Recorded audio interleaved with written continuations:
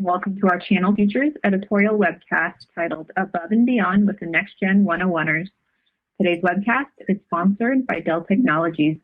If you have any technical difficulties during today's session, please press the help widget on your player console to receive assistance in solving common issues. If at any time you're having audio difficulties or issues with advancing of slides, please hit your F5 key to refresh your webcast console.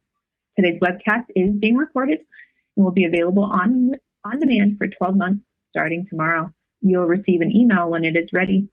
Please submit any questions you may have for our speakers today via the Q&A widget on your screen. Joining us as today's discussion moderator is Debbie Kane, Principal Consultant at Channel Features. Stick around after the panel discussion for a short message from Kelly Riggin, Program Manager with the Dell Expert Network. I'll now hand things over to you, Debbie.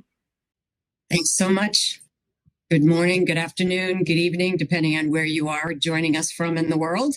And thanks again for joining our webinar today, as was said, Above and Beyond with the Next Geners 101. Before we get started, I just wanted to level set for anyone who's not familiar with Channel Futures or the Next Gen 101 list.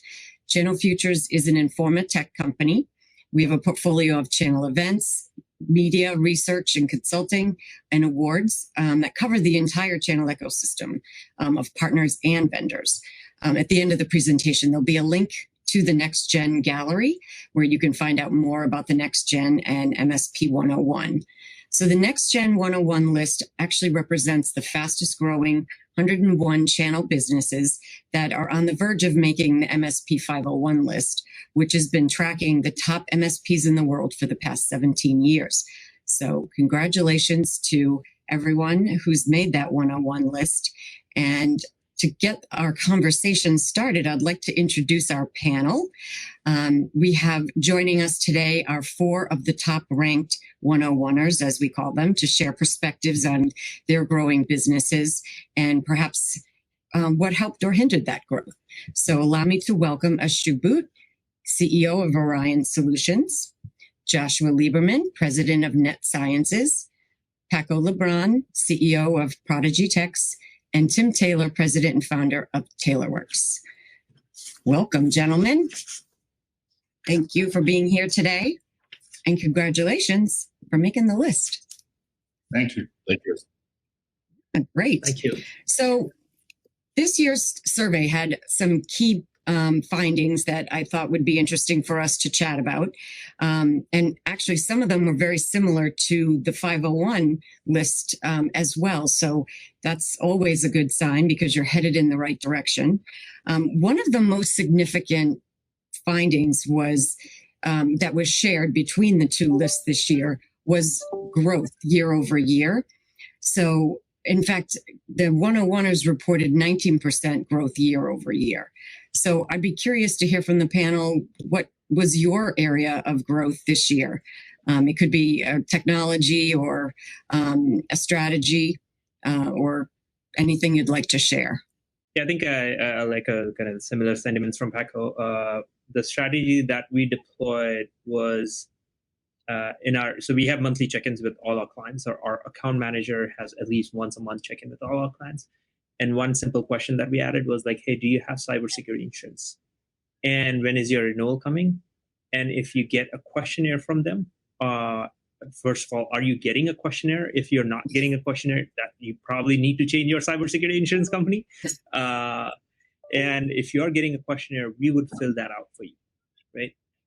Once we started engaging from that angle, all those security questionnaires and like security gaps started coming through.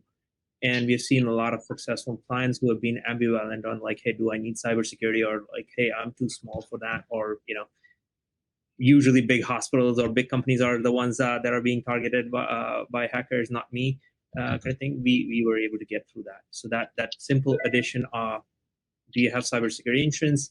And can we help you fill out the questionnaire? Helped us really cross-sell into that component. We don't make anybody sign anything. It's too much paperwork and it's an easy way to scare the client off. And it's tough to say no to a client. We are in a service industry at the end of the day, right? Our general approach is in that meeting notes or post that meeting of recommendations, we will just note it down. Like, hey, client, FYI, we had a discussion around this today, and you declined this.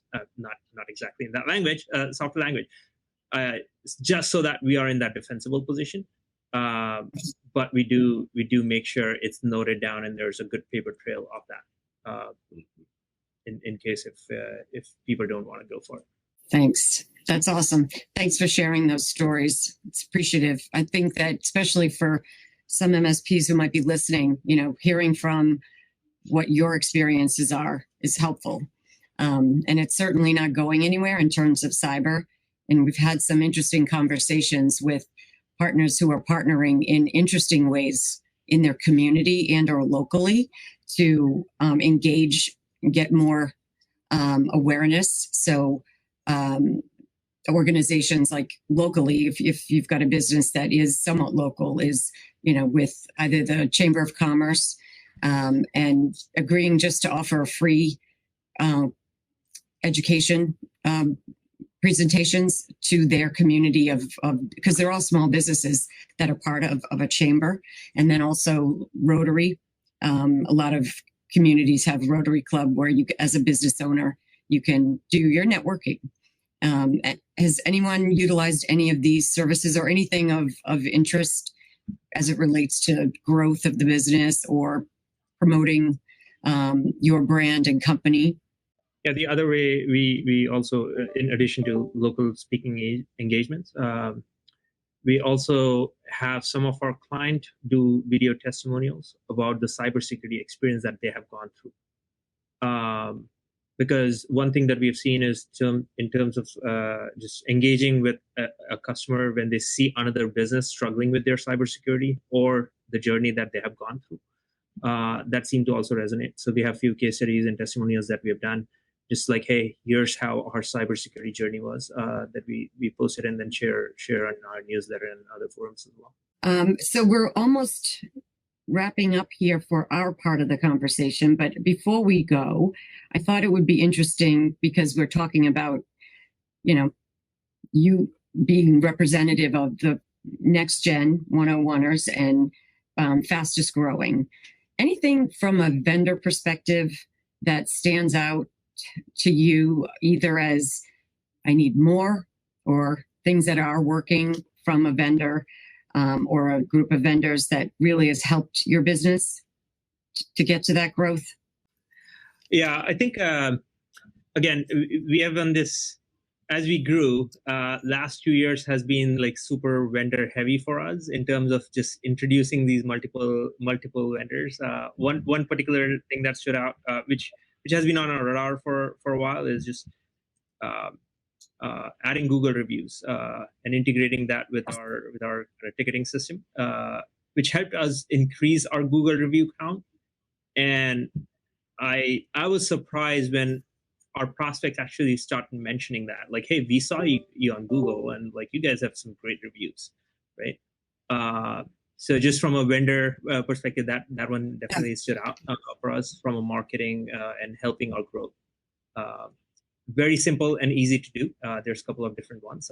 We just selected one that really made it easy for us and integrated it. Awesome. A question came in for those that have had clients experience a cyber attack and are not willing to engage with your services. Did they stay with you post-event? Yeah. We had 3 clients that came in who had a cyber attack through some other company and wanted to switch the company. But one of the common theme in there was more not because they had lost the trust, but the responsiveness that they saw from those previous providers.